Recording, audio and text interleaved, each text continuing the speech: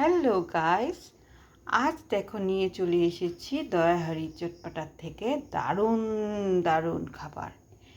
এই যে দেখো, প্রথমে নিয়ে চলে এসেছি মাটন বিরিয়ানি। এই যে দেখো, হান্ডি ছাড়া হান্ডি চিকেন। জাস্ট টেক্সচারটা দেখো, দারুণ হয়েছে দেখতে। এই যে হলো মাটন লিভার কষা, দুর্দান্ত কম্বিনেশন।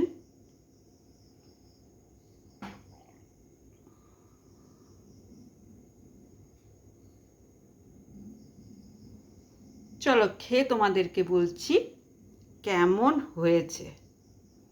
Bye bye.